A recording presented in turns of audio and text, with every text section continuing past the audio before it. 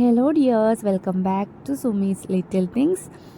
അപ്പോൾ നമ്മൾ ഇന്ന് വന്നിരിക്കുന്നത് ഐസിങ്ങിൻ്റെ ഒരു ക്ലാസ് എന്ന് പറയാൻ പറ്റത്തില്ല, കുറച്ച് ടിപ്സും കാര്യങ്ങളൊക്കെ ഇൻക്ലൂഡ് ചെയ്തിട്ടുള്ള ഒരു സംഭവമാണ്. അതായത് പ്രാക്ടീസ് ചെയ്താലേ ഐസിങ് എപ്പോഴും നമുക്ക് പെർഫെക്റ്റ് ആവുള്ളൂ. പക്ഷേ ഈ ഒരു കുറച്ച് കാര്യങ്ങളൊക്കെ ശ്രദ്ധിച്ചു കഴിഞ്ഞാൽ നമുക്ക് കുറച്ചും കൂടി സ്പീഡിൽ ഐസിങ്ങൊക്കെ ചെയ്യാൻ പറ്റും കേട്ടോ. അപ്പോൾ നമ്മുടെ ചാനൽ ആദ്യമായിട്ട് കാണുന്നവരുണ്ടെങ്കിൽ സബ്സ്ക്രൈബ് ചെയ്യുക കേട്ടോ. ലൈക്ക് ചെയ്യാനും ഈ ഒരു വീഡിയോ നിങ്ങളുടെ ഫ്രണ്ട്സിനോ ഫാമിലിക്കോ ആർക്കെങ്കിലും ഷെയർ ചെയ്ത് കൊടുക്കാനും നിങ്ങൾ മറക്കരുത് കേട്ടോ. അപ്പോൾ നമുക്ക് വീഡിയോയിലോട്ട് കിടക്കാം. ഫസ്റ്റ് നമ്മൾ ശ്രദ്ധിക്കേണ്ട കാര്യം എന്ന് വെച്ചിട്ടുണ്ടെങ്കിൽ, ഒരു കേക്ക് ക്രം കോട്ട് ചെയ്ത് കഴിഞ്ഞാൽ അതിൻ്റെ ആ ഒരു കേക്കിൻ്റെ പൊടികളും കാര്യങ്ങളും എല്ലാം നമ്മൾ ആ ഒരു സ്പാച്ചുലായിൽ നിന്നും കാര്യങ്ങളിൽ നിന്നൊക്കെ നമ്മൾ മാറ്റിയിരിക്കണം. എന്നിട്ട് പിന്നെ ഫൈനൽ ഐസിങ്ങിന് അവിടെ ആ ഒരു ഏരിയയിലൊന്നും കേക്കിൻ്റെ ക്രംസ് ഒന്നും ഉണ്ടാവാൻ പാടില്ല കേട്ടോ. അപ്പോൾ അതാദ്യം ശ്രദ്ധിച്ചിട്ട് വേണം നമ്മൾ ക്രം കോട്ട് കഴിഞ്ഞിട്ട് ഫിനിഷിങ് ചെയ്യാൻ വേണ്ടിയിട്ട്.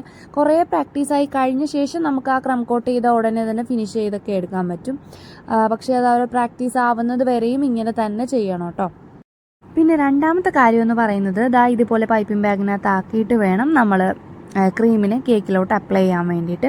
കുറച്ചധികം പോർഷനായിട്ട് നമുക്ക് ഷാർപ്പ് എഡ്ജൊക്കെ ചെയ്തെടുക്കാനാണെന്നുണ്ടെങ്കിൽ, അതായത് സൈഡ് പ്ലെയിൻ ആയിട്ട് കിടക്കൂലേ, അങ്ങനെ ചെയ്തെടുക്കാനാണെന്നുണ്ടെങ്കിൽ നമുക്ക് ഇത്രയും ക്രീമിൻ്റെ ആവശ്യമില്ല. ഇതിപ്പോൾ ഞാൻ വേറൊരു സ്ക്രാപ്പർ യൂസ് ചെയ്തിട്ട് സൈഡിൽ നിന്ന് മാറ്റുന്നുണ്ട്. അതുകൊണ്ടിട്ടാണ് കേട്ടോ ഇത്രയും തിക്നെസ്സിൽ ഞാൻ ക്രീം കൊടുത്തിട്ടുള്ളത്. കാരണം നമ്മൾ സ്ക്രാപ്പേഴ്സ് യൂസ് ചെയ്യുമ്പം അതിൻ്റെ ഇടയ്ക്ക് നിന്ന് നമ്മൾ ക്രീം എടുത്ത് മാറ്റുന്നതാണ്.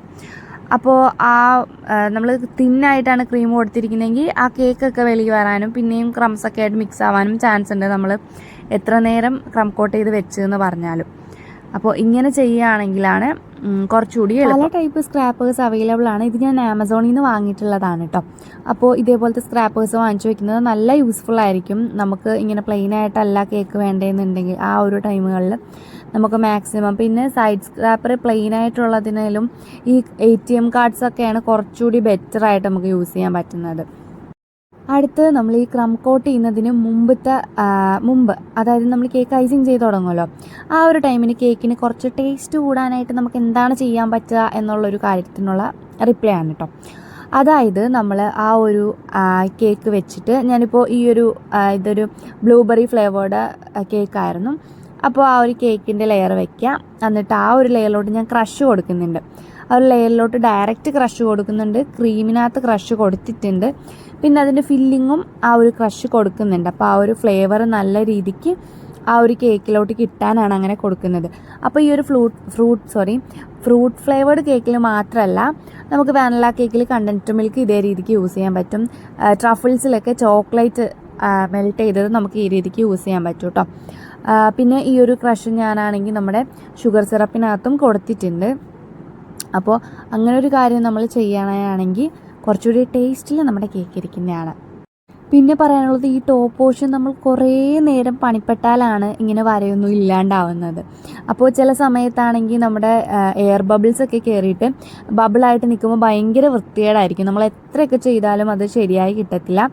അപ്പോൾ അതൊരു ചൂടുവെള്ളത്തിൽ ഡിപ്പ് ചെയ്തിട്ട് അങ്ങനെ ഒന്ന് ചെയ്ത് നോക്കണം. അതും സാധ്യമല്ല എന്നുള്ള ടൈമിൽ നമുക്ക് ഇങ്ങനത്തെ ഒരു പാലറ്റ് നൈഫ് വെച്ചിട്ടുള്ളൊരു ഡിസൈൻ കൊടുക്കാൻ പറ്റും കേട്ടോ. കാരണം അത് നല്ല ഭംഗിയാണ് കാണാനായിട്ട്. ഞാൻ മിക്ക സ്ക്വയർ കേക്കിലും ട്രൈ ചെയ്യാറുള്ളൊരു മെത്തേഡാണ്. പിന്നെ പറയാനുള്ളത്, നമ്മൾ കളർ മിക്സ് ചെയ്ത് കഴിയുമ്പോഴത്തേക്കും ക്രീം മെൽറ്റ് ആവാറുണ്ട്. അപ്പം നമ്മൾ നോസിൽ ഡിസൈനൊക്കെ കൊടുക്കുമ്പോൾ അത്ര പെർഫെക്റ്റ് ആയിട്ടൊന്നും വരാറില്ല. അപ്പോൾ ആ ഒരു ടൈമിൽ ചെയ്യേണ്ടതെന്ന് വെച്ചാൽ, കളർ മിക്സ് ചെയ്ത് കഴിഞ്ഞിട്ട് ഒരു ഫ്രിഡ്ജിലോട്ട് ഒരു അരമണിക്കൂർ, മാക്സിമം അരമണിക്കൂർ, അല്ലെങ്കിൽ നമുക്ക് തീരെ ടൈമില്ലെങ്കിൽ ഒരു 10 മിനിറ്റെങ്കിലും ഒന്ന് വെക്കാൻ ശ്രമിക്കുക. അങ്ങനെ വെച്ചിട്ട് നമുക്ക് എടുത്ത് നോസൽ ഡിസൈൻസ് നല്ല പെർഫെക്റ്റ് ആയിട്ട് കൊടുക്കാൻ പറ്റും. അപ്പോൾ ഞാൻ എന്തെങ്കിലും വിട്ടുപോയിട്ടുണ്ടെന്നുണ്ടെങ്കിൽ നിങ്ങൾ കമൻറ്റ് ചെയ്താൽ മതി, ഞാൻ ഉടനെ വീഡിയോ ആയിട്ട് അപ്ലോഡ് ചെയ്യുന്നതാണ്.